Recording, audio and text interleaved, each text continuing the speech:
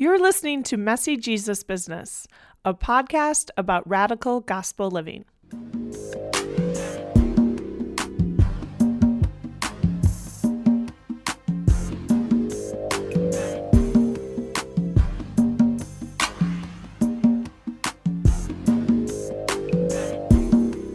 Hi everyone, I'm Sister Julia Walsh, a writer, spiritual director, and jail minister living in Chicago. Welcome to The Mess. At Messy Jesus Business, we explore how the mess of radical gospel living brings disciples into a life of struggle as we advocate for social justice, live simply, serve others, practice contemplation, and live in community. Hey everyone, I'm Cherish Badzinski. I work behind the scenes for Messy Jesus Business podcast, primarily as a writer and sound editor. And I would like to invite you to help us celebrate an upcoming milestone, our 50th episode. I know Messy Jesus Business podcast means a lot to many of you. Now here's your chance to let us know what you love most, to share how Messy Jesus Business has inspired and influenced you. Here's how. Simply record yourself telling us about your favorite episode, something you've learned that changed your perspective, or what the program means to you. Really, anything about Messy Jesus Business podcast that matters to you is just fine. Then email your voice audio recording to us at messyjesusbusiness@gmail.com. You just might hear yourself on an upcoming episode. That's messyjesusbusiness@gmail.com. We can't wait to hear from you. Now, on to our guest. AnaYelsi Velasco-Sanchez, she, her, hers, is an Indio-Latinx mujerista offering education, coaching, consulting, writing, and art, all intended to assist people in building an interlocking framework for justice. She is the founder of En Conjunto, a collective of people of color working independently at the intersection of justice and spirituality. She is also the co-creator of the Digital Dine-In Project, a virtual dining and learning experience bringing people together from around the world. She is an independent practitioner, but partners as a co-coordinator with Liberation School South and serves on the boards of the Festival Center and Many Languages One Voice in Washington, D.C. In this episode of Messy Jesus Business, AnaYelsi and I discuss how she found her way to Christianity and justice work. We talk about creativity and social change, and how they can inspire conversations and movements, and how art can be therapeutic. And we get into the mess of decolonization, how it requires community and intentionality. Finally, we discuss the importance of establishing radically welcoming spaces, particularly for those who feel like outsiders. Enjoy! Hey there, Messy Jesus Business listeners. This is Sister Julia, and I just want to make a little comment before we begin this episode about Thanksgiving and colonization. So, as you're probably well aware, in the United States, we celebrate Thanksgiving as a national holiday, and it's connected back to the myth of a peaceful colonization wherein the Pilgrims feasted with the Native Americans, and the history of that story, well, it probably didn't go that way. Let's listen to the Native Americans and let them tell their side of the story and how it was an occupation of land and a genocide. Although we can celebrate harvest and we can celebrate gratitude, and this is appropriate for Christians to do, I want to put some context around the conversation in this episode that is partly about decolonizing Christianity. This is some real messy Jesus business indeed. Okay, it's serious stuff to change our world and to build up the kingdom, the reign of God that Jesus proclaimed and commissioned us to do. So all people's dignity is honored, so everyone knows the peace and justice that Christ established. Yes, that's big, messy work. However, part of this work must be joyful, and we gotta celebrate. And with that, I want to say thank you to all of you. Thanks so much for listening, for sharing, for participating in the conversations about messy, radical gospel living. You are what make this program great. And I can't wait for more of your comments and your participation on our Facebook and on Twitter and Instagram. God bless you all. Peace. AnaYelsi, welcome to Messy Jesus Business. Thank you. Thanks for having me. I'm so glad you're here. And I want to jump right into your story. Now, I know you have a history of working in nonprofits and various justice movements and serving as a consultant and on board of directors. And you are diversity, equity, and inclusion certified, yet you call yourself an anti-racism, anti-oppression, and decolonization educator. Yes. So I'm wondering what that means and how it became clear to you that this was how God wants you to serve. I always try and choose my words really carefully when I say I'm not a DEI educator, because it's not that I don't have an abundance of respect for my peers who do identify that way. It's just that my approach and the things that I try and incorporate into it and the posture I take when I do this work, I have found looks sometimes radically different than the average DEI educator.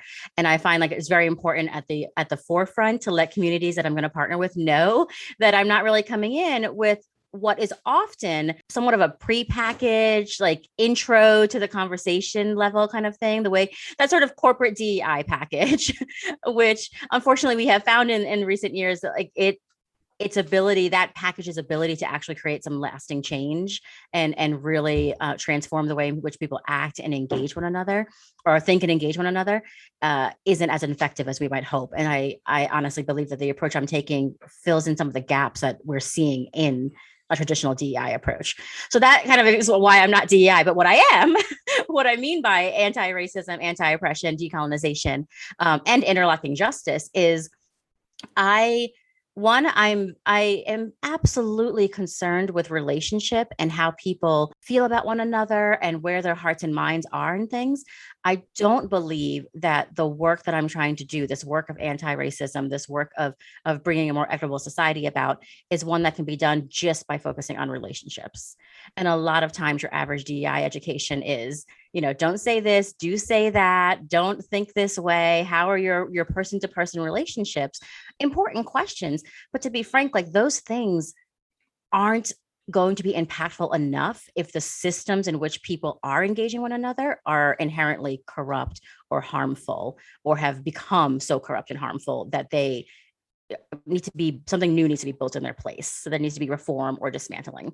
And so the work I do is saying we need to focus on systems just as much as we're focusing on relationships, which is already not the average DEI approach. Then I have a background and partnership with communities where we have a heavy focus on healing justice and holistic approaches to doing this work. And so I'm very concerned with people's internal wellness, spiritually, physically, emotionally, mentally, as they're in relationship with one another, as they're pursuing justice work. The phrase that I say, I'm probably becoming very monotonous to people who work with me regularly, is it doesn't just matter what we do, it matters how we go about it. And so a lot of my conversations are about that. Yes, we want to accomplish this thing, but who are we in that process? And what's the impact that that's having on people? Yeah. So how did it become clear to you that this was the way God wanted you to show up to this work? So I became a Christian in college through my college ministry, Methodist student ministry. And I very, very quick early childhood background. I grew up in the foster care system. I saw a lot of harm and abuse and unhealthy environments in my childhood. And I aged out of the system when I was 17, went off to college, was completely alone, and met some folks in this student ministry. I had no interest in becoming a Christian. It was not what I was looking for, but the safe place to land that they offered me, I never looked back. I more deeply and deeply invested in this community, even when I wasn't necessarily pursuing Jesus himself or pursuing Christianity. And it just sort of was this natural growth out of that. So I'm grateful to that community for that. That being said, its representation of Christianity was very conservative, sometimes to the degree of fundamentalist. And there were things that just did not align with what felt like truths to me about the world and how we were supposed to care for one another. And so that's a really long answer to say, I moved from that space into adulthood, into jobs that had a very similar environment. And I kept coming up against these walls that said, we want justice, we want equity, we want to do what's right up until a point, only for up into like this many people, these types of people. And so it just sort of was a natural progression for me, for my faith and my work, that I start pursuing spaces that want to be more radical about their approach. Yeah. When you say that people were excluded or they only wanted to sort of offer compassion and include certain folks, can we just name the truth? Like, Sure. who were they excluding? Oh, absolutely. Well, for one, as an immigrant and a woman of color and someone from a lower income background coming into a space that was definitely middle class to upper middle class, almost entirely white, the theology that was being taught was not a theology where I could see myself reflected really at all. And so I was sort of parroting things that made no sense for myself as a woman of color that I really had to sort of deconstruct and then reconstruct something new in its place. So there was that outside of myself, because I'm all of those things, but I'm also a straight woman. I'm a cisgender woman. For LGBTQ plus folks, it was very much a love the sinner, hate the sin mentality, which was not the truly welcoming, certainly not radically affirming or loving. And that just didn't work for me. I mean, I lost jobs over it. So yeah. So along the way, you figured out that your passion was in creating spaces that were radically inclusive, that truly reflected the beloved community that Jesus established in his lifetime, that had all types of people, no matter who they were part at the table. Yeah. And you use the word radical. So what does radical mean to you? You know, here at Messy Jesus Business, we're really interested and we chew on radical gospel living, but we don't actually break open the word radical very much. So what do you mean by that? And I know it means a lot of different things to different people. I think for some people, they hear radical and what they hear is militant. And, you know, there are probably some people who would be like, oh, AnaYelsi, yeah, she's militant. I don't think I don't like the healthier I get emotionally and mentally and the ability to see myself in my fullness. I'm like, no, that's not true. I'm very loving. I'm warm. I want healing and wellness for people. I'm not about the cause, at the expense of people, but I'm very frequently make others uncomfortable in my the firm stance I take in what it is to be inclusive, even at the risk of my own comfort. So there are things that I'm not necessarily sure I understand or even agree with, if that's the right language. But it's for me, they're not breaking points of like, I can't be in community with you. I can't be in a relationship with you, or you don't have a full right and need for like the love of Jesus, for the love of the church, for the love of your community and of your family. And I think for others, there's a line that's drawn there. And so radical for me is like, when I say everyone belongs. Like, yeah. So we're trying not to imagine it according to our own comfort zones or what feels good, or like, this is the image of inclusion I have. Let me create that image. But it's all about kind of like stretching the boundaries and allowing ourselves to enter into those places of discomfort and disturbance. And I'm hearing sort of like, if people are labeling you this way and you're like, no, that's not who I am. Perhaps what they're responding to is the way that you in your warmth can also be so provocative and prophetic. I think I have experienced you that way, in our previous time together. And for me, that feels like the way that the Holy Spirit really works, right? God is one who comes in and was like, you thought that was it? You were settling down? Let me mess that up a little bit. Right? Yes. Yeah. Well, it's even in the way, the way we understand inclusion. I think for a lot of us, for the church, we, even in the churches that we call, multicultural, or churches we say are multi-ethnic, multiracial, the reality is for a lot of those spaces, at best, there may be multiracial. They maybe have a few folks of color that are in their space. But for those folks and for folks of other identities that are pushed to the margin, It often is like, you're in our space, we'll love you well, but you have to adhere to a very clear set of rules. You have to present in a very specific way. You can be queer, but don't be offensive in your identity. Like, don't be too present with all of who you are. You can be a woman of color, but don't celebrate it too loudly or too unapologetically. That's not really inclusion. There's not really radical love. Yeah, yeah, yeah. Yeah. So how do we as Christians offer unconditional love and acceptance to one another in the way that Jesus does to us? Yeah. I recently preached at a church and my talk was called Divisive Like Jesus, which I knew was a title. People were like, oh God, what does that mean? But my point was, there's so much that Jesus did in action, not even words. It wasn't like, oh, here's a sermon on how to be and not to be, but in action that just spoke to saying the wrong thing at the wrong time, doing the wrong thing at the wrong time, being with the wrong people, and doing it so unapologetically, just like flying in the face of what is supposed to be, proper and unifying and right. And Jesus constantly was transgressing that. And so if that's what divisive is, and if behaving in that same way and modeling that behavior is going to be labeled divisive, then I want to be divisive like Jesus. Wow. Wow. That is uncomfortable to me. That's fair. And because I just think and I don't know if this, honestly, I'm like, oh, is this my whiteness? Like, I want unity and I want peace and like, let's create some harmony here. Yeah. I don't know. Is that part of how I've been indoctrinated to protect white supremacy? I'm not sure, but I do know, however, that in the Gospel of John, it talks about oneness so much, right? And so Jesus came to make us all one.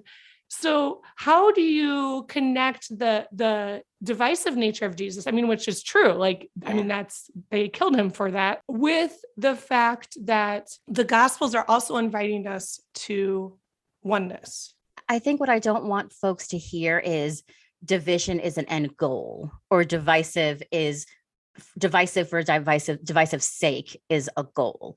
That's not what that is. It's a season, and it might be a very long season depending on resistance. The end goal is oneness. The end goal is true unity and truly being able to be present to one another in our fullness. The reality is, a lot of the things and places and postures that we label as good and whole and people in unity have a lot of folks in those communities that have been silenced, that have been pushed out, that are having to pretend to be, more or less than who they really are, in order to not shake like the very unsteady, false impression of unity. And so, it's going to be a longer process, and the boat's going to get rocked a little bit more often than expected. But the goal is that at the end of that, we are actually able to be fully present to one another. Yeah. Yeah. So that's the reign of God, the kingdom of God that Jesus came to build, and, he commissioned us to establish here on earth. Right? Heaven on earth. That's what we're creating here as we're working for justice. Like, that's what we're moving towards. Yes. Okay. But along the way, if I'm getting you, it's like, it's going to be messy. It's going to be complicated. Hard. Like, as we stand up and are like, no, that is not okay. You cannot say that racist language, or you cannot, whatever, oppress the marginalized. Like, as we're making these statements and using the powers that Christ has given us for good, we're going to be upsetting the status quo. It's sort of inevitable that people are offended and people are going to turn away because they're uncomfortable. Yeah. The thing that I've tried to, and I'm sure I've messed up like a fair amount along the way, but the thing that I have tried to do to measure whether or not I'm doing this well, or if I'm truly leaning into being Christ-like, is one, something even in his divisiveness that you see with Jesus, is that there isn't a wholesale rejection of anybody that isn't ready to be what Jesus, or who Jesus is asking them to be. So you can be, these leaders or these teachers or these members of a faith community who are resisting what would be seen as the radical love that I'm trying to define it. And there's still ways to be possibly in relationship with one another. And that's not me saying that those who are harmed have to be in relationship with those that harm them. Very important caveat. But I have people who, when they first meet me, they're like, I couldn't stand you, or that made me very uncomfortable, or I wasn't sure I was going to come back for day 2 because you said this thing. I always invite them back. And I'm like, if you want to stay in conversation with me, I will stay in conversation with you. But it doesn't mean I'm going to pretend to represent things that I don't represent or believe things that I don't believe. And I'm going to challenge you in the midst of that relationship. But those who have stayed, I've built some incredible friendships with people that in the beginning were like, no, you made me very uncomfortable. You were divisive. So there's a difference between that and just rejecting folks. Right. So even though we're bold and prophetic and division like could be the outcome, we actually are there to companion people, to meet them where they are, to remain in relationship, to continue to offer them mercy and love and compassion. Yeah. Absolutely. I've always been very like, I'm in that torn place. I'm like, I hope that what I say is useful and maybe is prophetic. And then also calling yourself prophetic feels very like, right. ascribing that kind of language to yourself. But I hope that I am leaning into that gifting because it is something that's been named for me over the years. That's not useful if you're shouting it into a desert and absolutely nobody is listening because you're so off-putting and you're so uncaring and so cold that it's like, I don't really care what your message is. So I'm not shouting into a desert as best as I can see. I'm in community with people, even when we're not on the same page yet. So I hope I'm going about it the right way. Yeah. A lot of what you're saying fits with what I've heard you teach about interlocking justice, which I know people can go on your website, Brown Eyed Amazon, and you have resources and right there for them to learn about it. And it's beautiful and complex and important. Yet, could you just break down a bit of like and offer a brief explanation, introduction of what that means? Sure. And how that fits with what we're describing here? Sure. So interlocking justice is a framework that I've been developing for the last few years. And it honestly started out as a response to the harm that I was seeing in spaces that identified themselves as justice seeking and as healing spaces. And yet it still persisted in a lot of like toxic behavior, a lot of recreating bad standards and norms that they started out wanting to break down and dismantle and create something better. But because we're flawed people, we're hurt people, we're traumatized people, without a really great deal of intentionality, we tend to do the same painful things to one another. As often as I am in Christian spaces, sometimes very conservative Christian spaces, I'm also in very progressive, liberal, radical, whatever language you want to use spaces.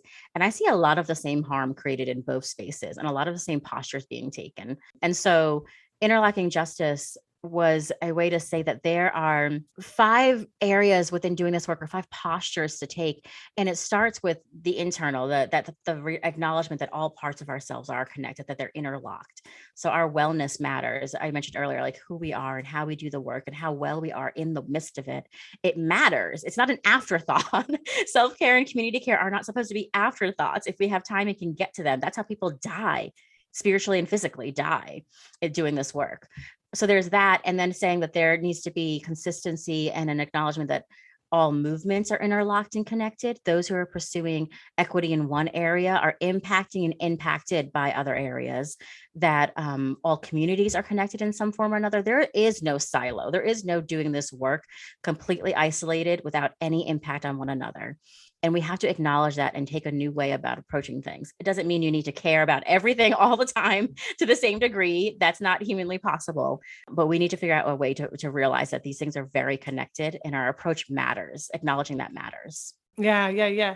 And one of my biggest takeaways from when I heard you present about it was about the importance of like being restorative and kind of constantly checking in with yourself. Like, am I doing this for the right reasons? Yeah. And am I maintaining my health and my stability? Like, is what I'm creating here sustainable and good for the whole and good for the individual? So how do you invite people to that sort of transformation, which can be it really can be stretching for folks who are used to this mentality of like, I got to give, Right. and like serve, because that's what I was created to do. Right. And how celebrate burnout.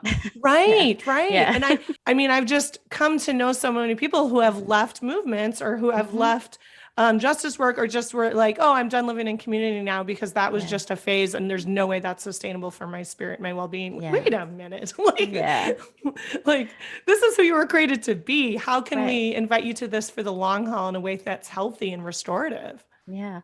You probably remember from our time together, there was one word that I kept, people would ask a question and I'd be like, my answer repeatedly started out with, well, communication. I just kept saying over and over again, communication, which can maybe sound trite or like a too compact of an answer. But what I mean is we have a tendency to avoid conversations until they absolutely have to happen. And I'm saying that as somebody with some pretty severe anxiety. So avoiding conversations is like my go-to sometimes. I have to work really hard to counter that. We don't start out from a place of these are my boundaries, these are my needs, and an acknowledgement that both of those things are fluid and regularly shifting and moving. And so conversations need to be revisited. And so the way in which I've seen this applied in communities and even applied in my own life where it's the most effective is when we keep coming back to that. Do we need to have a conversation? Do we need to have a talk? Can we lay these things out together? And often before it becomes a problem, before it becomes this insurmountable, we need to walk away. This relationship is broken and fractured beyond repair, which is often where the conversation starts. Like, oh, this is so bad, it's going to implode. Maybe we should have a talk. And so like last night, I have an example of kind of having these very honest conversations. I work, for lack of a better term, freelance. Like I do this work independent of an organization. And it means that sometimes it's a very hard, like uphill road when it comes to taking care of myself and my family and finances, because I want to do it in a way that's equitable, in a way that's people can access it. And it's not so that are priced out or unable to be a part of these conversations. But finding that balance between that and actually taking care of myself can be very, very hard. I had a conversation with a friend last night where it was one of these, like, let's just do honest communication. This is what I charge for this. This is what I charge for this. This is why. This is where it starts to feel like it's maybe predatory or unjust to me. How do I get to a balance? And we just talked it back and forth through. You don't normally have those conversations, especially in justice spaces, because like, just do it. Burn out, go on food stamps, live on a couch. I literally have done all those things working for nonprofits, because that's what it is to believe in the cause and to really be about it. And like, well, that's literally how people lose their homes and their livelihood. We have to have honest conversations. And so it's just constant communication about the little things and the big things. Right. Yeah. Yeah. It feels so obvious. Yeah, I say it, I'm like, it's not really an amazing, like, it's not a particularly like wise idea. It's just uncomfortable. Yeah. But also, like, it's so basic, it's so relational, like it fits with what Jesus modeled for us, right? Mm-hmm. And how he was in conversation with people all the time. And at the same time, he would like be taking care of himself. Okay, I'm gonna pull away now and I'm gonna go and have my time with prayer and the desert. And and just Jesus like was real clear about boundaries. Right? Real clear about boundaries. Yeah. And just like so authentically showing up as like, this is who I am and this is what I'm here to do. You're still not getting it, but I'm still gonna tell you over and over and over. Yeah. Absolutely. I agree. Wholeheartedly. And living in community, just the other day, someone I live with was asking me like, I'm still trying to figure out what sort of things to bring to the house meeting. And I was like, everything. Everything goes to the house meeting. If it impacts anybody in this house, we got to talk about it. Yes. And communication is only going to help us be healthier and happier and holier. So let's go. Yep. But it's hard because we're also, particularly in a Western context, and to be quite frank, in a Western, like, white context, I have, because these are the communities where this approach sometimes is the most difficult to implement, where it's met with the most like apprehension, because there's a socialization that happens in those contexts of, don't make people uncomfortable. Don't say the inappropriate thing. Don't have the taboo conversations, and all of those things need to do it. They need to happen. But we're literally taught not to do it. Yeah. And we can do it with love, and we can do it with humor, and we can do it with like in a ways that don't, aren't so rigid or like cold or something, so or judgmental. And it's just like, hey, this is what I'm noticing. What's going on there? What can I do to support you in this? How can we lean on each other? And to really just like be casual about these sorts of things, I think Yeah. makes it more digestible for folks who are like, oh, I'm not used to this. Yeah. Yeah. Because a lot of times folks will come, they'll respond to me starting this kind of conversation. They'll be like, okay, well, what are my 10 steps? Or like, what does the process look like? And I'm like, well, here's some stuff to guide you. Here are principles, here's when when you're transgressing some of those things and when you're not. But there's not a easily digested like set of 10 paint by numbers sort of approach where you've accomplished this and done it the way it's supposed to. It's just constant communication and a lot of honesty of like, this feels like harm to me, this feels like care to me, this and just going back and back. Are those things happening? Do you feel harmed? Do you feel cared for? Do you feel like you've have spaces to be restored and to rest? And what is my role in helping you have those things? And am I fulfilling it the way I committed to doing it? Yeah. Oh, that sounds so ideal and so hard to do. Very hard. Yeah. I don't want to oversimplify it. It is not easy approach. Right. No, but thank you for breaking it down. I mean, really, because it is really helpful. Yeah. To have just some like, oh yeah, this is what we're working toward here. Sure. Now change the topic a little bit. So one of the things I happen to know that both you and I have in common is creativity and how it connects to movements for change. So I'm interested in art and how it feeds your spirit, how it's part of this restorative practice, and what you've discovered about how creativity and social change go together. Sure. So I'm a painter. That's my creative outlet. I do a lot of abstract expressionism. This tends to be where I land in acrylic painting. And I started painting when I was in college, when I was in that college ministry I mentioned. And I was not someone who identified as an artist. I definitely wasn't a painter.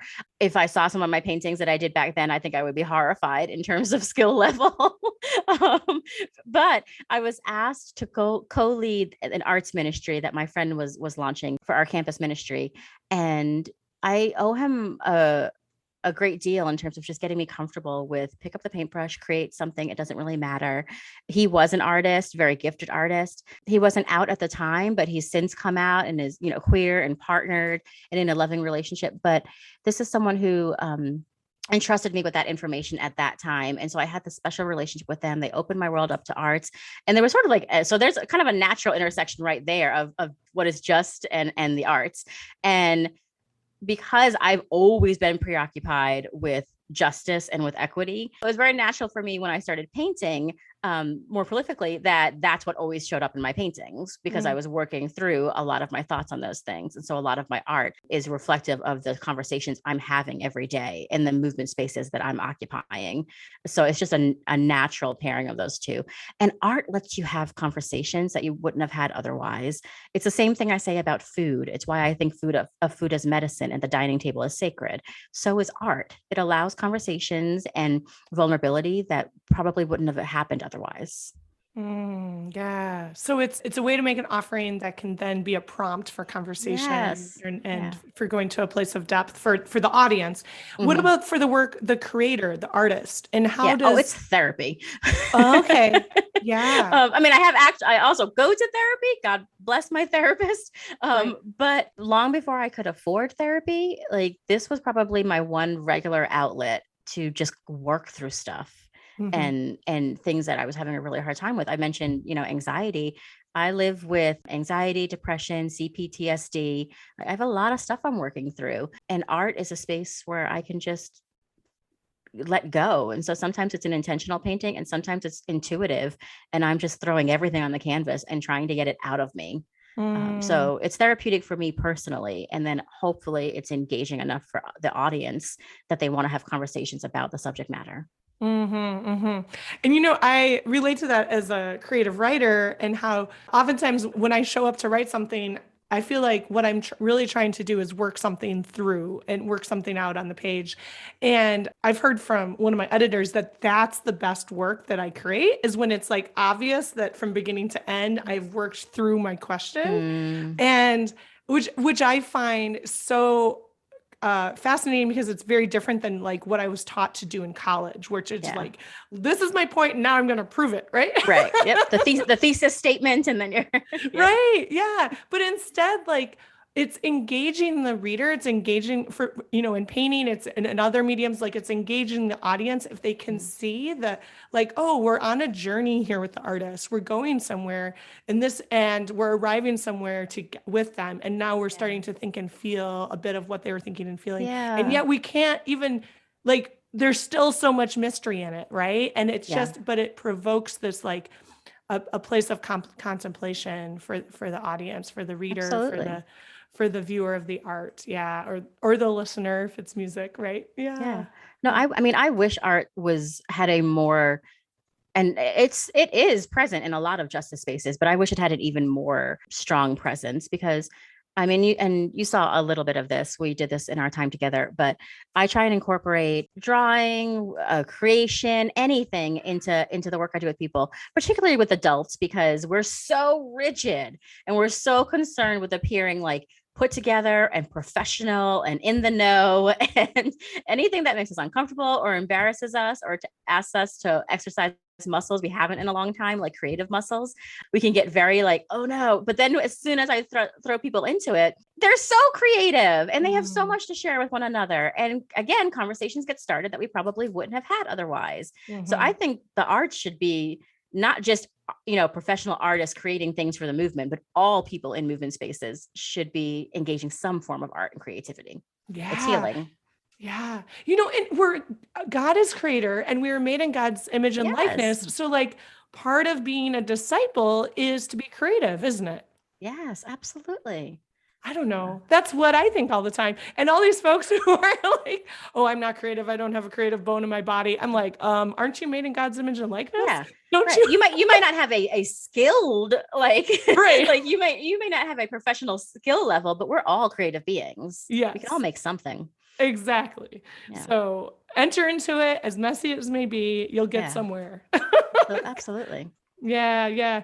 So you've talked a little bit about your faith journey, and I'd love to hear a bit more about how your faith in Jesus influences your work and your worldview. Sure. Because a lot of the work that I do is around not just anti-racism, but also decolonization, this process as an Indo-Latinx woman, a Latina woman of Indigenous heritage, decolonizing and rediscovering who I am outside of a white gaze is a really important part of my process, my growth as an individual. It's also one of the reasons that when I have those conversations in a lot of spaces, particularly spaces that are populated with a lot of folks of color, I'll get the response of like, well, then why in the world are you Christian? Why, like, how are you decolonizing and you're a Christian? And I get the question because, like, let's be honest, we, the church, have done some really awful things persistently for many, many generations. We've also done wonderful things, but we have done some awful things that we have yet to fully atone for, let alone address. But the delving into scripture and through with a decolonized lens and asking myself, like, what is, like, recognizing that these are stories of people of color. These are stories of folks on the margin. These are stories. This was not a dominant religion when these stories were being told. These are like people who understand so much of who I am, probably more readily than the average like modern churchgoer does. Them I relate to. Their stories I relate to. There's a lot of healing and goodness to be found in those stories, and perseverance to be found in those stories. And so that has been a really important part of my, I guess, new season of Christianity, or I don't know why this is the word that's coming to mind, but kind of like a new Christian puberty. like I was a child and I had this one understanding of it, and now I'm maturing and I'm getting a very more robust understanding of my faith and how I want to present it to the world and how I want to move through the world. And decolonizing has been a big part of that process. And what does decolonizing mean for those that? Yeah, because that's a real buzzword right now. So it's been really diminished lately where people kind of say decolonize and they're like, oh, it's just this sort of like internal personal process where like you just stop caring what, dominant culture thinks or what whiteness thinks or whatever it might be. That's a part of it. But decolonization it's a political stance and movement, and there are demands and expectations that are involved. And so it has to do with land, with property, with resources, with having sovereignty to decide for ourselves who we are and how we move through the world. It's access, it's acknowledgement of past atrocities and genocidal acts. It's all of this is a part of the decolonization process, not just learning to burn a sage bundle and and adopting a new name or something. And I don't mean to belittle those things, but decolonization it's a hard road and it requires a lot of intentionality. And community, because it's big struggle. So much. It is not a thing done. Yeah. And I think making it an inherently individualistic thing is so funny to me when you're approaching decolonization, because it's so that's so inherently the wrong approach, because an indigenous approach to these things would center community and not individual. And so taking it and making it about just who I am would be wrong. Right. Yeah. You can't really decolonize yourself without being. You need a community and you need accountability. Wow. Yeah. Oh my goodness. There's so much we could explore together. And I just thank you so much for sharing your wisdom and time. I want to go back to the word radical a little bit, but this time I want to add on the word discipleship and ask, what's radical discipleship for you?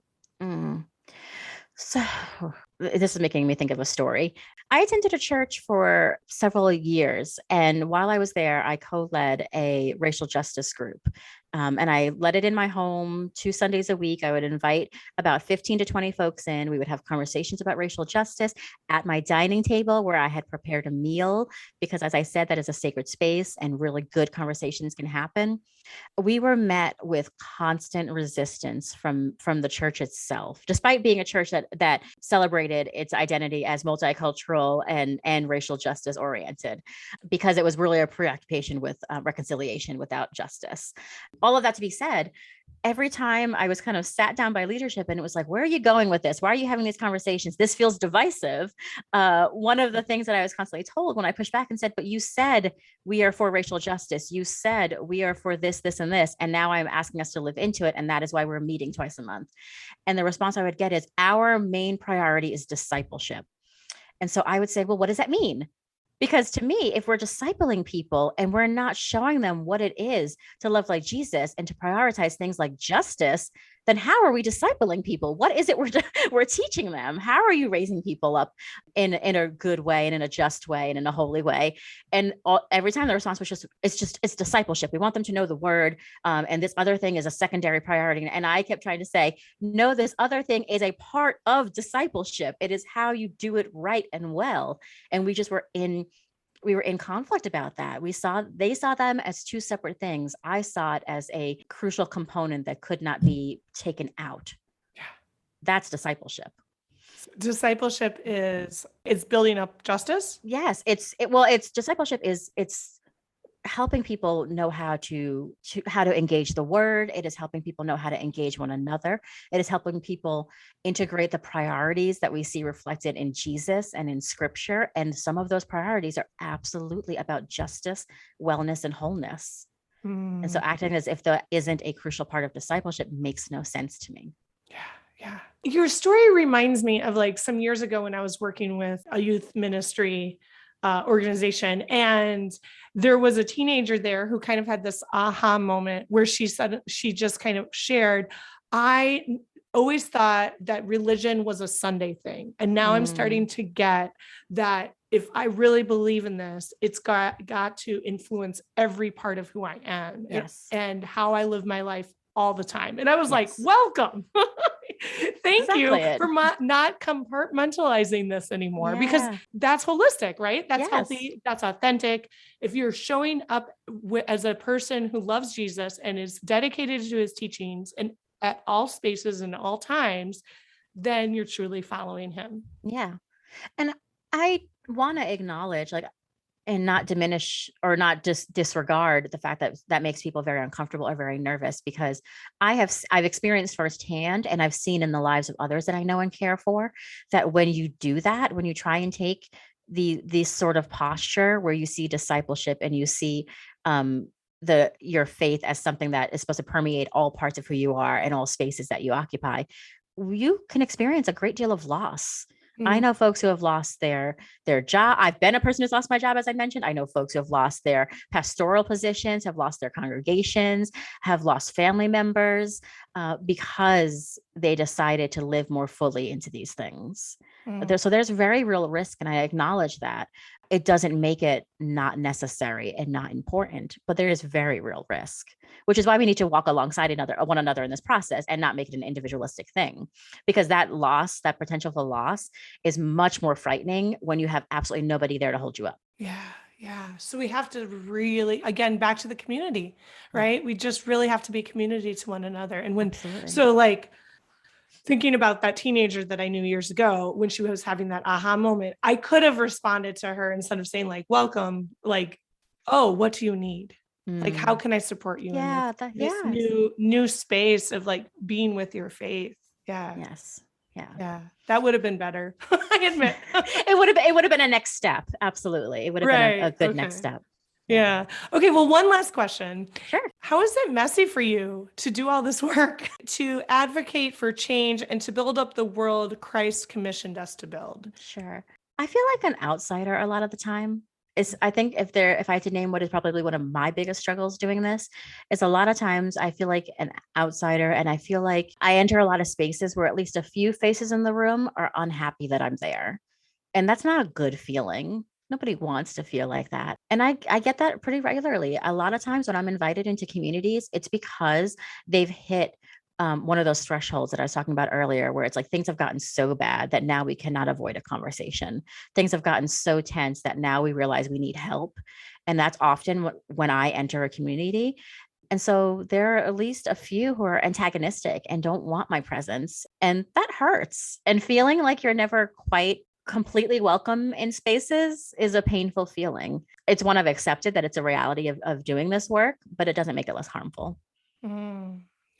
So the messiness is the fact that not everyone's included. Not everyone feels like they belong yet, including you. Yeah, absolutely. Yeah. It's sort of that feeling of like not being completely at home, even in the spaces that are supposed to be home to you.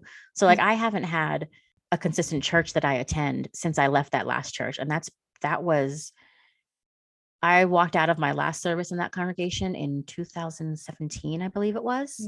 Now I've been a part of many, faith spaces and have had wonderful conversations and still practice my faith. And it's still an important part of my life. And I have those I'm in community and relationship, like one-on-one friendships who share my faith. But in terms of having a church that I regularly attend, it's been really hard. And often it's because I enter it, I'm so hopeful for who they say they are. And then I see those doors come slamming shut, and I see where the line is drawn, and I see who really isn't welcome. And no space is perfect. I don't have an expectation of perfection, but I've been in spaces that are Christian, that are so welcoming, are radical in their welcome. So I know what the difference looks like. It's very hard to go back to the other. Yeah. So what else do folks need to hear about how to do this and how to build up spaces that are more inclusive and restorative? My gosh, there are probably so many things. I don't know why, but the thing that's coming to my mind right now is wanting to challenge people to be uncomfortable and to take some risk and to have conversations, even if the conversation feels wrong to you. Just kind of dip your toe in and be like, well, why does this feel wrong? What have I been taught that makes this feel like it's not okay, when it might actually be really life-giving? But on the other hand, give yourself some grace. I meet a lot of folks who are like, I feel I'm so guilty because of this conversation. And that's part of why folks don't like me in a space. They're like, I'm feeling so much shame right now. I'm feeling so much guilt right now. And the best I can do is just respond and say, like, shame is serving no one. It doesn't serve you. It doesn't serve God. And it certainly doesn't serve the people that are being harmed. So there's no need for shame, accountability and honesty about like where we've made mistakes, where we've gone wrong. Cause I've done messed up things in my past. I didn't know what I didn't know, to paraphrase Maya Angelou, but now that I do better. And so that's all you can expect for yourself. Figure out what you don't know and try to do better. But shame doesn't have to play a role in that. Amen. Amen. Thank you so much, AnaYelsi. Sure. So where can our listeners follow your work and reach out to you for support in the movements that they're involved in? So the easiest way is through my website, browneyedamazon.com.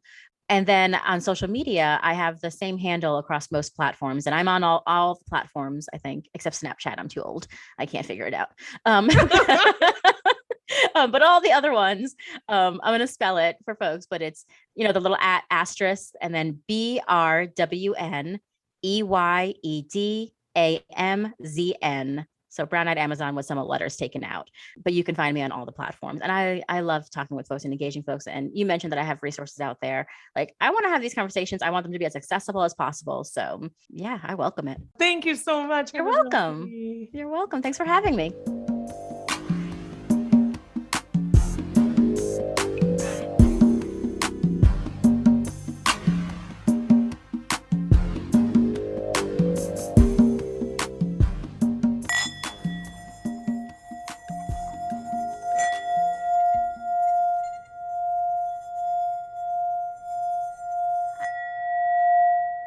On this Thanksgiving Day in the United States, 2021, for our contemplative moment, I'd like to read a prayer from the writers at G's Magazine. This prayer is written by Lydia Wiley Kellerman and Kateri Boucher. It's called A Prayer for the Reckoning. I invite you to join me in this contemplative moment.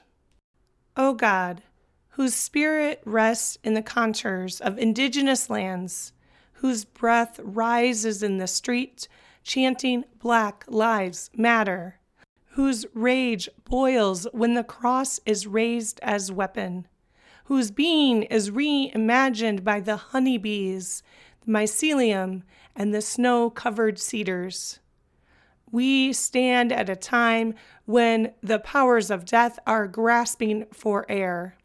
We are witnessing the ways that Christianity's tentacles have bound themselves to patriarchy, nationalism, and white supremacy. For many of us rooted in this tradition, this is a moment of reckoning with its violence.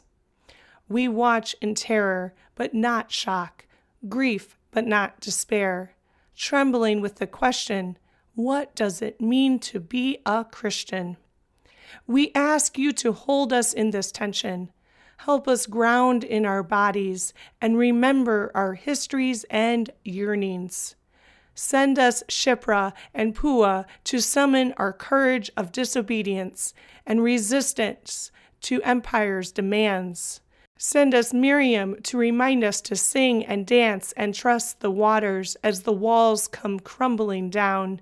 Send us Mary and Magdalene to help us tend to bodies and the places of death despite the risks and fears. May the red, white, and blue beyond our altars come down, and the blue-eyed, blonde-haired Jesuses be removed. May we find church instead in the small and prophetic, entwined with justice, community, and liberation.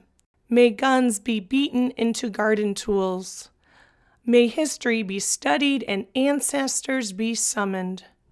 May we pray for the nonviolent collapse of the U.S. empire. And may the remnants of these prayers be on our hands and woven into our lives in the days to come. Amen.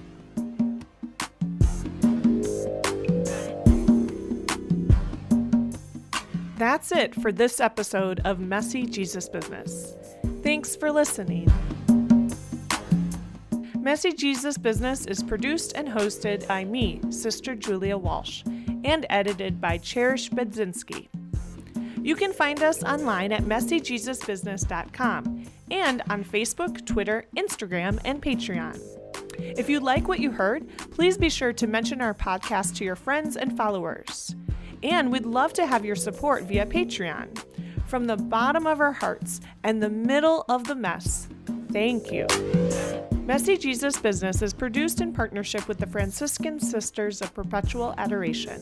You can learn more about our religious community and donate to our mission at www.fspa.org.